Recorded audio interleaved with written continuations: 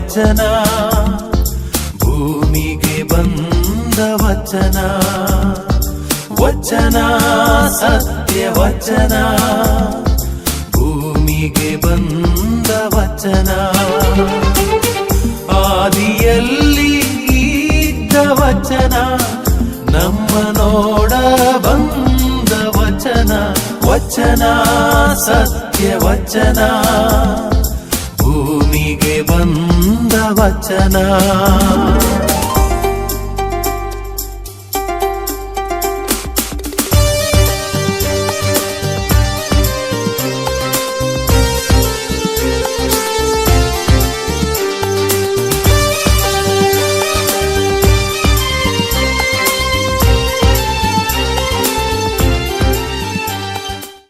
ಪ್ರಿಯರೇ, ವಚನಾಮೃತ ಕಾರ್ಯಕ್ರಮಕ್ಕೆ ನಿಮ್ಮೆಲ್ಲರನ್ನು ಸ್ವಾಗತಿಸುತ್ತೇನೆ. ದೇವರ ವಾಕ್ಯವನ್ನು ಈಗ ನಾವು ಆಲಿಸಿಕೊಳ್ಳುವ ಜ್ಞಾನೋಕ್ತಿ ಪುಸ್ತಕ 22ನೇ ಅಧ್ಯಾಯ ವಾಕ್ಯ 24. ಕೋಪಿಷ್ಠನ ಸಂಗಡ ಸ್ನೇಹ ಬಳಸಬೇಡ, ಸಿಟ್ಟುಗಾರನ ಸಹವಾಸ ಮಾಡಬೇಡ. ಹಾಗೆ ಮಾಡಿದರೆ ಅವರ ದುರ್ನಡತೆಯನ್ನು ಕಲಿತುಕೊಳ್ಳುವೆ. ನಿನ್ನ ಪ್ರಾಣ ಉರುಲಿಗೆ ತುತ್ತಾಗುವುದು ಎಚ್ಚರಿಕೆ. ಮಗದೊಮ್ಮೆ ಈ ವಾಕ್ಯವನ್ನು ನಾವು ಆಲಿಸಿಕೊಳ್ಳುವ. ಕೋಪಿಷ್ಠನ ಸಂಗಡ ಸ್ನೇಹ ಬೆಳೆಸಬೇಡ, ಸಿಟ್ಟುಗಾರನ ಸಹವಾಸ ಮಾಡಬೇಡ. ಹಾಗೆ ಮಾಡಿದರೆ ಅವರ ದುರ್ನಡತೆಯನ್ನು ಕಲಿತುಕೊಳ್ಳುವೆ. ನಿನ್ನ ಪ್ರಾಣ ಉರುಳಿಗೆ ತುತ್ತಾಗುವುದು ಎಚ್ಚರಿಕೆ. ದೇವರ ವಾಕ್ಯವಿದು. ದೇವರಿಗೆ ಕೃತಜ್ಞತೆ ಸಲ್ಲಲಿ. ಯಾರ ಸಹವಾಸದಲ್ಲಿರ್ತೇವೆ ಅದು ನಮ್ಮ ವ್ಯಕ್ತಿತ್ವವನ್ನು ತೋರಿಸಿಕೊಡ್ತದೆ. ನಮಗೆ ಯಾರು ಹಿತವನ್ನೆನಿಸಿಕೊಳ್ಳುತ್ತಾರೆ, ಯಾರ ಜೊತೆ ನಮ್ಮ ಚಿಂತನೆ ತಾಳೆ ಬೀಳ್ತದೆ, ಅಥವಾ ನಮ್ಮ ಮಾತು ಚಿಂತನೆಗೆ ಯಾರು ತಾಳೆ ಬರ್ತಾರೆ ಅಂಥವರೊಂದಿಗೆ ಯಾವಾಗಲೂ ಕೂಡ ಸ್ನೇಹ ಬೆಳೆಯುವುದು.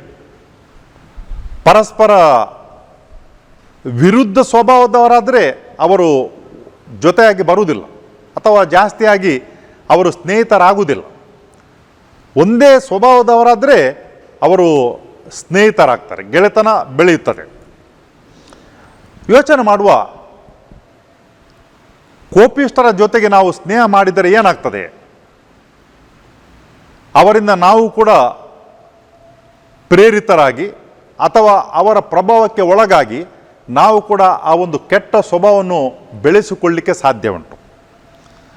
ಅದಕ್ಕಾಗಿ ಕೋಪಿಷ್ಠರ ಸಂಗಡ ಸ್ನೇಹವನ್ನು ಬೆಳೆಸಿಕೊಳ್ಳಬೇಡ, ಸಿಟ್ಟುಗಾರನ ಸಹವಾಸ ಮಾಡಬೇಡ. ಯಾಕಂತ ಹೇಳಿದ್ರೆ ನಾವು ಕೂಡ ಅದೇ ರೀತಿ ಆಗಲಿಕ್ಕೆ ಸಾಧ್ಯವುಂಟು. ಕೋಪಿಷ್ಠರು, ಸಿಟ್ಟುಗಾರರು, ಅವರ ಜೊತೆ ಜನರು ಇರಲಿಕ್ಕೆ ಬಯಸುವುದಿಲ್ಲ. ಸಾಧಾರಣವಾಗಿ ಏನಂತ ಹೇಳಿದರೆ, ಈ ಪದಾರ್ಥಕ್ಕೆ ಹಾಕುವಂತಹ ಕೆಲವೊಂದು ಆಮ್ಲಗಳಿವೆ, ಅಲ್ಲಿಗೆ ಈ ಇರುವೆಗಳು ಬರಲಿಕ್ಕೆ ಬಯಸುವುದಿಲ್ಲ. ಯಾಕಂತ ಹೇಳಿದರೆ ಅದು ಒಂದೇ ಕಹಿ ಇರ್ತದೆ ಅಥವಾ ಅದು ರುಚಿ ಇರಲ್ಲ. ಅಂಥದ್ದರಿಂದ ದೂರ ಇರ್ತವೆ ಕೀಟಗಳು, ಹತ್ತಿರಕ್ಕೆ ಬರಲ್ಲ. ಕೀಟಗಳು ಎಲ್ಲಿ ಬರ್ತದೆ? ಸಿಹಿ ಇದ್ದಲ್ಲಿ ಬರ್ತವೆ, ಜೇನು ಇದ್ದಲ್ಲಿ ಬರ್ತವೆ. ಒಂದು ಕೆಲವು ಸಮಯದ ಹಿಂದೆ ನಾನೊಂದು ವಿಡಿಯೋ ಚಿತ್ರಣವನ್ನು ನೋಡಿದೆ. ಕೆಲವು ಫಲಗಳು ಅವು ಎಷ್ಟು ದಿವಸ ಇಟ್ಟರೂ ಕೂಡ ಹಾಳಾಗಲ್ಲ, ಹಾಗೇನೆ ಇರ್ತದೆ. ನಮಗೆ ಖುಷಿ ಆಗ್ತದೆ, ಆಗ್ಬೋದು. ಈ ಫಲಗಳು ಎಷ್ಟು ದಿವಸ ಇಟ್ಟರೂ ಕೂಡ ಕೆಡುವುದಿಲ್ಲ, ಹಾಗೇನೆ ಉಳಿಯುತ್ತದೆ. ಇನ್ನು ಕೆಲವು ಫಲಗಳು ಒಂದು 3-4 ದಿನ ಹೋದ ಹಾಗೆ ಮೆತ್ತಗಾಗುತ್ತವೆ, ಮತ್ತು ಅವು ಕೆಡಲಿಕ್ಕೆ ಆರಂಭ ಆಗ್ತವೆ. ನಮ್ಮ ಗ್ರಹಿಕೆ ಅಥವಾ ನಮ್ಮ ಅರ್ಥ ಏನಂತ ಹೇಳಿದರೆ, ಯಾವ ಹಣ್ಣುಗಳು ಫಲಗಳು ಜಾಸ್ತಿ ದಿವಸ ಉಳಿತವೆ ಒಳ್ಳೆಯದು, ಯಾವುದು ಬೇಗನೆ ಕೊಳೆಯಲಿಕ್ಕೆ ಆರಂಭ ಆಗ್ತವೆ ಅವು ಕೆಟ್ಟದು ಅಂತ ಹೇಳಿಕೊಂಡು. ಅದರ ಹಿಂದೆ ಇರುವಂಥ ಗುಟ್ಟೇನು ಅದೇನಂತ ಹೇಳಿದರೆ, ಈ ಯಾವ ಫಲಗಳು ಹಣ್ಣುಗಳು ಬೇಗನೆ ಹಾಳಾಗುವುದಿಲ್ಲ, ಹಾಗೇನೆ ಉಳಿಯುತ್ತವೆ. ಅದಕ್ಕೆ ರಾಸಾಯನವನ್ನು ಅಪ್ಲೈ ಮಾಡಲಾಗಿದೆ. ಯಾವ ಹಣ್ಣುಗಳು ಬೇಗನೆ ಕೊಳೆಯುತ್ತವೆ ಅವು ನೈಸರ್ಗಿಕ ಹಣ್ಣುಗಳು. ಕೀಟಗಳು ಬರ್ತವೆ, ಬ್ಯಾಕ್ಟೀರಿಯಾಗಳು ಬರ್ತವೆ, ತಿಂತವೆ, ಹಾಳಾಗಿ ಹೋಗ್ತವೆ, ಕೊಳೆತು ಹೋಗ್ತವೆ. ನಿಜವಾಗಿಯೂ ಅಂಥ ಒಂದು ಪದಾರ್ಥಗಳು ಮನುಷ್ಯನಿಗೆ ಒಳ್ಳೆಯದು. ಯಾಕೆಂತ ಹೇಳಿದರೆ ಅವು ನೈಸರ್ಗಿಕವಾಗಿ ಬೆಳೆಯಲ್ಪಟ್ಟಂತಹ ವಸ್ತುಗಳು. ಯಾವುದಕ್ಕೆ ರಾಸಾಯನವನ್ನು ಉಪಯೋಗಿಸ್ತಾರೆ ಅಂಥದ್ದರ ಹತ್ತಿರ ಈ ಕೀಟಗಳು ಬರುವುದಿಲ್ಲ, ಬ್ಯಾಕ್ಟೀರಿಯಾ ಕೂಡ ಬರುವುದಿಲ್ಲ. ಅದು ಆರೋಗ್ಯಕ್ಕೆ ಕೂಡ ಅಷ್ಟೇ ಹಾನಿಕಾರಕ. ಅದಕ್ಕಾಗಿ ಈ ಕೆಟ್ಟ ಸ್ವಭಾವವುಳ್ಳಂಥ ವ್ಯಕ್ತಿಗಳು ಅವು ರಾಸಾಯನವನ್ನು ಬಳಸಲ್ಪಟ್ಟಂಥ ಹಣ್ಣುಗಳು. ಅಂಥದರ ಹತ್ತಿರಕ್ಕೆ ಯಾರು ಕೂಡ ಹೋಗಲಿಕ್ಕೆ ಬಯಸೋದಿಲ್ಲ. ಅದು ಒಳ್ಳೆಯದಲ್ಲ, ದೇಹಕ್ಕೆ ಒಳ್ಳೆಯದಲ್ಲ. ನಾವು ನೋಡಲಿಕ್ಕೆ ಹೋದರೆ ಇಂತಹ ಒಂದು ವಿಚಾರಗಳು ಹಲವಾರು ಇವೆ. ನಾವು ದೇಹಕ್ಕೆ ಶಕ್ತಿ ಬೇಕು, ಆರೋಗ್ಯ ಬೇಕಂತ ಏನೆಲ್ಲ ನಾವು ಮಾಡ್ತೇವೆ, ಹಲವಾರು ಬಾರಿ ನಾವು ಗೊತ್ತಿಲ್ಲದೇ ತಪ್ಪಿ ಬೀಳ್ತೇವೆ. ರಾಸಾಯನವನ್ನು ಸಿಂಪಡಿಸಿದಂತಹ ಉಪಯೋಗ ಮಾಡಿದಂತಹ ವಸ್ತುಗಳನ್ನು ನಾವು ಸೇವಿಸ್ತೇವೆ, ನಮ್ಮ ಆರೋಗ್ಯವನ್ನು ಕೆಡಿಸಿ ಬಿಡ್ತೇವೆ. ನಾವು ಅಂಥದ್ದರಿಂದ ದೂರಕ್ಕಿರಬೇಕು. ಇದು ಸಾಧಾರಣ ಈ ಕೆಟ್ಟ ಸಹವಾಸದ ಜನರ ಜೊತೆಯಲ್ಲಿ ಜೀವಿಸುವ ಹಾಗೆ, ಅವರ ಜೊತೆಯಲ್ಲಿ ಇದ್ದ ಹಾಗೆ ನಮ್ಮ ಈ ಸಾಮಾಜಿಕ ಆರೋಗ್ಯವನ್ನು ನಾವು ಕೆಡಿಸಿ ಬಿಡ್ತೇವೆ. ನಾವು ನೈಸರ್ಗಿಕವಾಗಿ ಅಥವಾ ನೈಸರ್ಗಿಕ ಸ್ವಭಾವದ ಜನರ ಜೊತೆಯಲ್ಲಿ ನಾವು ಇರಬೇಕು. ಸ್ವಾಭಾವಿಕ ಜನರ ಜೊತೆಯಾಗಿ ಇರಬೇಕು ನಾವು. ಆಗ ಏನಾಗ್ತದೆ ಅಂತ ಹೇಳಿದ್ರೆ ನಾವು ಉತ್ತಮ ವ್ಯಕ್ತಿಗಳಾಗಿ ಬೆಳೀಲಿಕ್ಕೆ ಸಾಧ್ಯ ಉಂಟು. ಅಂಥ ವ್ಯಕ್ತಿಗಳ ಜೊತೆಗೆ ಇದ್ದಾಗ ನಮ್ಮ ವ್ಯಕ್ತಿತ್ವ ಕೂಡ ಬೆಳೆಯುತ್ತದೆ. ದುರ್ನಡತೆಯ ವ್ಯಕ್ತಿಗಳ ಜೊತೆಗೆ ಇದ್ದರೆ ನಾವೇನು ಮಾಡ್ತೇವೆ, ನಮ್ಮ ಪ್ರಾಣಕ್ಕೆ ಸಂಚಿಕಾರವನ್ನು ತಂದುಕೊಳ್ಳುತ್ತೇವೆ. ನಿನ್ನ ಪ್ರಾಣ ಉರುಳಿಗೆ ತುತ್ತಾಗುವುದು ಗೊತ್ತಾಗಲ್ಲ. ನಿಧಾನವಾಗಿ ಏನಾಗ್ತದೆ ಅಂತ ಹೇಳಿದ್ರೆ ಅಂಥವರ ಸಹವಾಸಕ್ಕೆ ಸಿಕ್ಕಿ ಹಾಕಿಕೊಂಡ್ರೆ ಅಲ್ಲಿಗೆ ಕತೆ ಮುಗಿಯಿತು ಅಂತ ಹೇಳ್ಬೋದು. ಇತ್ತೀಚಿನ ದಿನಗಳಲ್ಲಿ ಒಬ್ಬರ ಪರಿಚಯ ಆಯಿತು. ಅವರಿಗೆ ವಯಸ್ಸಾಗಿದೆ. ಅವರು ಒಂದು ಮನೆಯನ್ನು ಕಟ್ಟಬೇಕಂತ ಯೋಚನೆ ಮಾಡಿದ್ದಾರೆ. ಸಾಮಾನ್ಯವಾಗಿ ಹೇಗಾಗ್ತದೆ, ಈ ಶಿಕ್ಷಣ ಆಯಿತು, ಆಮೇಲೆ ಮದುವೆ ಆಯಿತು, ನಂತರ ಅವರೇನು ಮಾಡ್ತಾರೆ ಅಂತ ಹೇಳಿದ್ರೆ ಒಂದು ಮನೆ ಆಗಬೇಕಂತ ಯೋಚನೆ ಮಾಡ್ತಾರೆ, ಮನೆ ಕಟ್ತಾರೆ, ಮತ್ತು ಮಕ್ಕಳ ಜೊತೆ ಆ ಹೊಸ ಮನೆಯಲ್ಲಿ ಇರಲಿಕ್ಕೆ ಬಯಸ್ತಾರೆ. ವಯಸ್ಸು ಆದ ಹಾಗೆ ಮತ್ತೆ ಸಾಮಾನ್ಯವಾಗಿ ಯಾರು ಕೂಡ ಮನೆ ಕಟ್ಟಲಿಕ್ಕೆ ಹೋಗಲ್ಲ. ಯಾಕಂತ ಹೇಳಿದ್ರೆ ವಯಸ್ಸಾಗ್ತಾ ಬಂತು, ಇನ್ನೂ ಮನೆ ಕಟ್ಟಿ ಏನು ಮಾಡಲಿಕ್ಕೆ ಉಂಟು. ಆದರೆ ಈ ವ್ಯಕ್ತಿ ಅವರು ಇಳಿ ವಯಸ್ಸಿನಲ್ಲಿ ಈ ಮನೆಯನ್ನು ಕಟ್ಟಲಿಕ್ಕೆ ಆರಂಭ ಮಾಡಿದ್ದಾರೆ. ನಾನೇನು ಕೇಳಲಿಲ್ಲ, ಆದರೆ ಅವರಾಗಿ ಹೇಳಿದರು. ಒಂದು ಕನಸಿತ್ತು ಮನೆ ಕಟ್ಟಬೇಕಂತ, ಆಗಾಗಲಿಲ್ಲ, ಆದರೆ ಈಗ ನಾವು ಕಟ್ಟುತ್ತೇವೆ ಅಂತ ಹೇಳಿಕೊಂಡು. ಆಗ ಯಾಕೆ ಆಗಲಿಲ್ಲ ಅಂತ ಕೂಡ ಹೇಳಿದರು ಅವರು. ಯಾಕೆ ಆಗಲಿಲ್ಲ ಅಂತ ಹೇಳಿದರೆ ಕೆಟ್ಟ ಅಭ್ಯಾಸ ಇತ್ತು. ಆ ಕೆಟ್ಟ ಅಭ್ಯಾಸದಿಂದಾಗಿ ಈ ನನಸು ಮಾಡಲಿಕ್ಕೆ ಆಗಲಿಲ್ಲ. ಆದರೆ ಅದರಿಂದ ಅವರು ಈಗ ದೂರ ಸರಿದಿದ್ದಾರೆ. ತನ್ನ ಕುಟುಂಬದ ಜೊತೆಯಾಗಿ ಅವರು ಸಂತೋಷದಿಂದ ಜೀವನ ಮಾಡ್ತಾರೆ. ಅಂಥ ಸಂದರ್ಭದಲ್ಲಿ ಅವರು ಒಂದು ಮನೆಯನ್ನು ಕಟ್ಟಬೇಕಂತ ಯೋಚನೆ ಮಾಡ್ತಾರೆ. ಈ ಸಹವಾಸ ತಿಳಿಯುವುದೇ ಇಲ್ಲ. ಯಾವಾಗ ಅಲ್ಲಿ ಹೋಗಿ ಸಿಕ್ಕಿ ಹಾಕಿಕೊಳ್ಳುತ್ತೇವೆ ನಾವು ಅಂತ ತಿಳಿಯುವುದಿಲ್ಲ. ಒಂದು ಸಲ ತಿಳಿದರೆ ಕೂಡ ಮತ್ತೆ ಹೊರಕ್ಕೆ ಬರಲಿಕ್ಕೆ ತುಂಬ ಕಷ್ಟ ಉಂಟು. ಯಾಕಂತ ಹೇಳಿದ್ರೆ ಆ ಸಹವಾಸ ಬಿಡಲ್ಲ ಹೊರಕ್ಕೆ ಬರಲಿಕ್ಕೆ. ಅದಕ್ಕಾಗಿ ದೂರದಿಂದ ಇದ್ದು ನಾವು ಯಾವ ವ್ಯಕ್ತಿಗಳ ಜೊತೆ ಹೋಗಬೇಕಂತ ವಿವೇಚನೆಯನ್ನು ಉಪಯೋಗ ಮಾಡಿದರೆ ಶಾಬಾಸ್, ಉಳಿದೆವು ನಾವು ತಿಳಿಯದೆ ಒಂದು ಸಲಕ್ಕೆ ಹೋಗಿ ನೋಡುವಂತ ಹೋದರೆ ಮತ್ತೆ ಅದು ಈ ಗಾಳಕ್ಕೆ ಸಿಕ್ಕಿ ಹಾಕಿಕೊಂಡ ಮೀನಿನ ಹಾಗೆ. ಎಷ್ಟರ ತನಕ ಈ ಮೀನು ಗಾಳದಿಂದ ದೂರಕ್ಕೆ ಇರ್ತದೆ ಅಷ್ಟರ ತನಕ ಅದು ಸ್ವತಂತ್ರವಾಗಿರ್ತದೆ ಮತ್ತು ಸೇಫ್ ಆಗಿರ್ತದೆ. ಯಾವಾಗ ಈ ಒಂದು ಆಹಾರ, ಚಿಕ್ಕ ಆಹಾರ ತನಗೆ ಬೇಕಂತ ಅದು ಹೋಗಿ ತಿನ್ನಲಿಕ್ಕೆ ಶುರು ಮಾಡ್ತದೆ, ಅಲ್ಲಿಗೆ ಅದರ ಕತೆ ಮುಗಿದು ಹೋಗ್ತದೆ.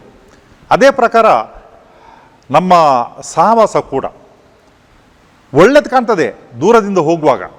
ನಾನು ಕೆಲವು ಸಾರಿ ಪ್ರಯಾಣ ಮಾಡಿದಾಗ ನೋಡಿದ್ದೇನೆ, ರಸ್ತೆಯಲ್ಲಿ ಪ್ರಯಾಣ ಮಾಡುವಾಗ ಕತ್ತಲೆ ಸಮಯದಲ್ಲಿ ಎಲ್ಲಿ ರಸ್ತೆ ಪಕ್ಕದಲ್ಲಿ ಒಳ್ಳೆ ಡೆಕೋರೇಷನ್ ಇದೆ, ರಾತ್ರಿ ಹೊತ್ತಿಗೆ ಬಣ್ಣ ಬಣ್ಣದ ರಂಗರಂಗಿನ ಈ ದೀಪಗಳಿವೆ. ಅವು ಏನನ್ನು ತೋರಿಸಿಕೊಡ್ತಾವೆ ಅಂತ ಹೇಳಿದರೆ, ಒಳಗಡೆ ಅಲ್ಲಿ ಅಮಲು ಉಂಟು, ಕೆಟ್ಟತನ ನಡೀತದೆ, ಏನೊಂದು ಆಕರ್ಷಣೆ ಮಾಡುವಂಥ ದೀಪಗಳು, ಅಲಂಕಾರ ದೀಪಗಳು.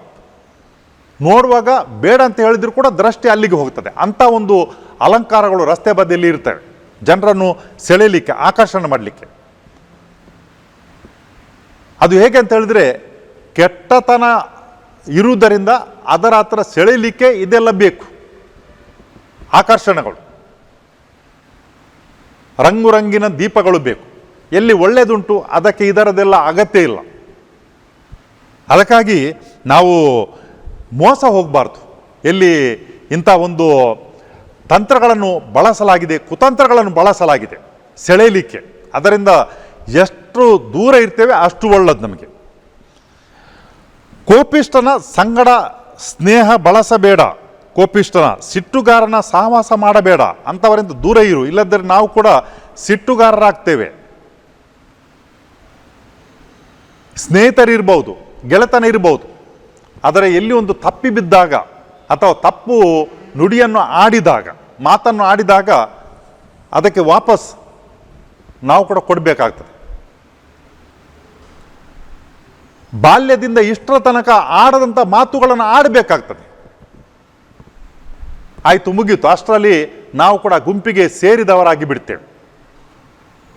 ಅದಕ್ಕಾಗಿ ಯಾರು ಉತ್ತಮ ವ್ಯಕ್ತಿಗಳಿದ್ದಾರೆ ಅವರ ಜೊತೆಯಲ್ಲಿ ಇರಲಿಕ್ಕೆ ನಾವು ಬಯಸಬೇಕು. ಆಗ ನಮ್ಮ ವ್ಯಕ್ತಿತ್ವ ಕೂಡ ಅದು ಒಳ್ಳೆಯದಾಗಿರ್ತದೆ ಮತ್ತು ನಾವು ತಪ್ಪಿ ಬೀಳುವುದಿಲ್ಲ. ದುರ್ನಡತೆಯನ್ನು ಕಲಿತುಕೊಳ್ಳುವೆ, ಜಾಗ್ರತೆಯಿಂದ ಇರು. ಅವರ ನಡತೆ ಸ್ವಲ್ಪ ಸ್ವಲ್ಪವಾಗಿ ನಾವು ಕೂಡ ಅದನ್ನು ಬೆಳೆಸಿಕೊಳ್ಳುತ್ತೇವೆ. ಒಬ್ಬ ಹಿರಿಯ ವ್ಯಕ್ತಿ ಅವರೊಂದು ಸಲ ಹೀಗೆ ಹೇಳಿದ್ದುಂಟು.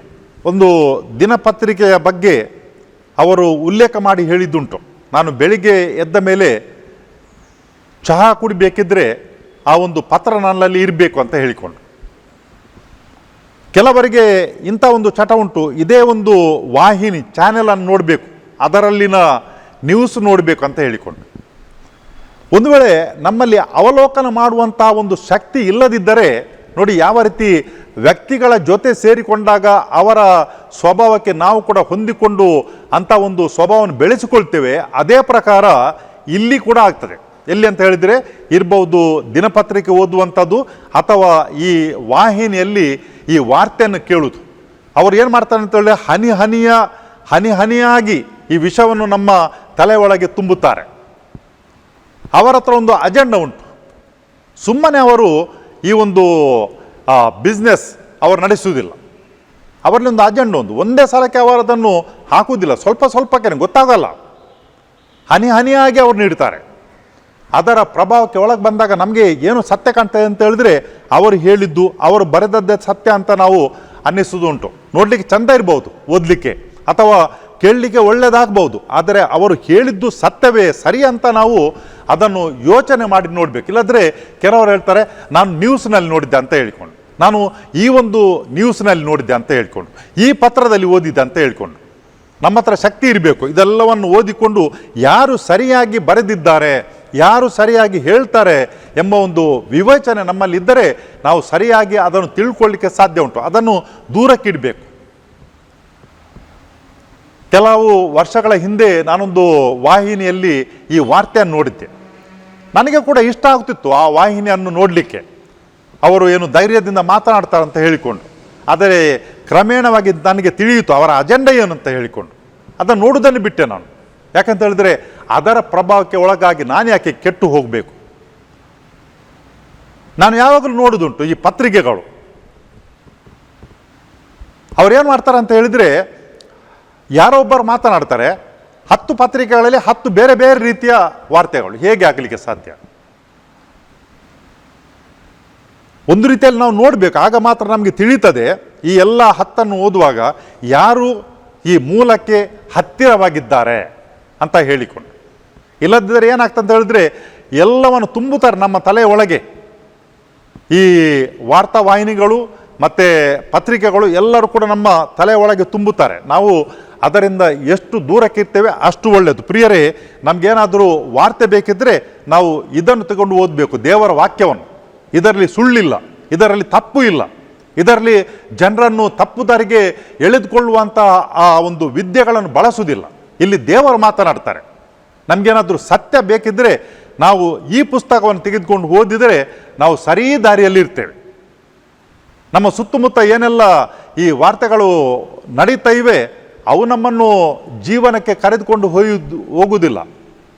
ಅನಂತ ಜೀವನಕ್ಕೆ ಕರೆದುಕೊಂಡು ಹೋಗುವುದು ಈ ವಾರ್ತೆ, ದೇವರ ವಾಕ್ಯ. ನಾವು ಅದಕ್ಕೆ ಹಾಕುವಂಥ ಒಂದು ಸಮಯವನ್ನು ಇದಕ್ಕೆ ಹಾಕಿದರೆ ಎಷ್ಟು ಒಳ್ಳೆಯದು. ನಮ್ಮ ಮನಸ್ಸಿಗೂ ನೆಮ್ಮದಿ ಇರ್ತದೆ ಮತ್ತು ದೇವರ ವಾಕ್ಯವನ್ನು ನಾವು ಕೇಳಿದ ಹಾಗೆ ಆಗ್ತದೆ. ಅದಕ್ಕಾಗಿ ಪ್ರಿಯರೇ, ನಾವು ಏನು ಮಾಡಬೇಕಂತ ಹೇಳಿದರೆ, ಯಾರು ಏನು ಹೇಳ್ತಾರೆ ಅದನ್ನು ಕಣ್ಣು ಮುಚ್ಚಿಕೊಂಡು ಕಿವಿ ಮುಚ್ಚಿಕೊಂಡು ಸಾಧ್ಯ ಇಲ್ಲ. ಅದನ್ನು ಕೇಳುವುದರ ಬದಲಿಗೆ ನಮ್ಮ ಜ್ಞಾನ ಶಕ್ತಿಯನ್ನು ತೆರೆದಿಟ್ಟು ನಾವು ಕೇಳಬೇಕು, ತೆರೆದಿಟ್ಟು ಓದಬೇಕು. ಇಲ್ಲದ್ರೆ ತಪ್ಪು ದಾರಿಯಲ್ಲಿ ಬಿದ್ದು ಹೋದೆವು. ನಾವು ಏನಾಗ್ತಂತ ಹೇಳಿದ್ರೆ ನಾವು ಪ್ರಾಣ ಉರುಳಿಗೆ ತುತ್ತಾಗಿ ಬಿಡ್ತೇವೆ. ಏನು ಮಾಡಿದರೆ ನಾವು ಸುಮ್ಮನೆ ಕೂತು ಹೇಳಿದ್ದೆಲ್ಲ ಕರೆಕ್ಟ್ ಅಂತ ಹೇಳಿದರೆ ಅಥವಾ ತಿಳ್ಕೊಂಡ್ರೆ ಮುಗಿದು ಹೋಯ್ತು. ತಪ್ಪು ಜನರು, ಕೆಟ್ಟ ಅಜೆಂಡಾ ಉಳ್ಳವರು, ಅದೇ ಪ್ರಕಾರ ಈ ವಾರ್ತೆಯನ್ನು ನಮ್ಮ ಮನಸ್ಸಿನಲ್ಲಿ ತಲೆಯಲ್ಲಿ ತುಂಬುವವರು, ಅವರಿಂದ ನಾವು ದೂರ ಇದ್ದರೆ ತುಂಬ ಒಳ್ಳೆಯದು. ನಮ್ಮ ಸಮಾಧಾನವನ್ನು ಕಾಪಾಡ್ಬೋದು. ನಾವು ದೇವರಲ್ಲಿ ಈ ಒಂದು ವರವನ್ನು ಬೇಡಿಕೊಳ್ಳು. ಯಾವ ವರ? ನಾವು ಏನೆಲ್ಲ ಕೇಳ್ತೇವೆ ಮತ್ತು ನೋಡ್ತೇವೆ. ಹೇಳಿದ್ದು ತಪ್ಪಾಗಬಹುದು, ಕೇಳಿದ್ದು ತಪ್ಪಾಗಬಹುದು. ನಿಜವನ್ನು ನೋಡಿ ತಿಳಿದಾಗ ನಮಗೆ ಸರಿಯಾದ ಸತ್ಯ ಬೆಳಕಿಗೆ ಬರ್ತದೆ. ಅದಕ್ಕಾಗಿ ದೇವರ ಹತ್ರ ಬೇಡಿಕೊಳ್ಳುವ. ನಾವೆಲ್ಲ ಏನೆಲ್ಲ ಕೇಳ್ತೇವೆ, ಸುತ್ತಮುತ್ತಲ ಜನರಿಂದ ಓದುತ್ತೇವೆ ಮತ್ತು ಕೇಳಿಕೊಳ್ತೇವೆ, ಅದರಲ್ಲಿ ಯಾವುದು ಸತ್ಯ ಎಂಬುದನ್ನು ತಿಳ್ಕೊಳ್ಳಿಕ್ಕೆ ದೇವರ ಹತ್ರ ನಾವು ವರವೊಂದನ್ನು ಬೇಡಿಕೊಳ್ಳುವ. ಕರ್ತರಾದ ದೇವರೇ, ನೀವು ನಮ್ಮನ್ನು ನಿಮ್ಮ ಸ್ವರೂಪದಲ್ಲಿ ಸೃಷ್ಟಿಸುವಾಗ ನಮಗೆ ಜ್ಞಾನವನ್ನು ನೀಡಿದ್ದೀರಿ, ಬುದ್ಧಿಶಕ್ತಿಯನ್ನು ನೀಡಿದ್ದೀರಿ. ನಮ್ಮ ಸುತ್ತಮುತ್ತಲೂ ಹಲವಾರು ಜನರು ನಮ್ಮ ಹತ್ರ ಮಾತನಾಡ್ತಾರೆ, ನಾವು ಮಾತಾಡ್ತೇವೆ. ನಮ್ಮ ಸುತ್ತಮುತ್ತ ಈ ವಾರ್ತೆಯನ್ನು ಹರಡಿಸುವಂಥ ಮಾಧ್ಯಮಗಳಿವೆ, ಇರಬಹುದು ಪತ್ರಿಕೆಗಳು ಅಥವಾ ವಾಹಿನಿಗಳು. ಅದರಲ್ಲಿ ನಾವು ಏನು ಕೇಳ್ತೇವೆ ನೋಡ್ತೇವೆ ಅದರಲ್ಲಿನ ಸತ್ಯತೆಯನ್ನು ಕಂಡುಕೊಳ್ಳಲು ಬೇಕಾದಂಥ ಜ್ಞಾನವನ್ನು ನಮಗೆ ನೀಡಿರಿ. ಈ ಪ್ರಕಾರ ನಾವು ಎಲ್ಲಿ ಕೂಡ ತಪ್ಪು ದಾರಿಯಲ್ಲಿ ಬೀಳದ ಹಾಗೆ ನಮ್ಮನ್ನು ನೋಡಿಕೊಳ್ಳಿರೆಂದು ನಿಮ್ಮನ್ನು ಪ್ರಾರ್ಥಿಸುತ್ತೇವೆ. ನಿಮ್ಮ ನಾಮದಲ್ಲಿ ಆಮೇನ್.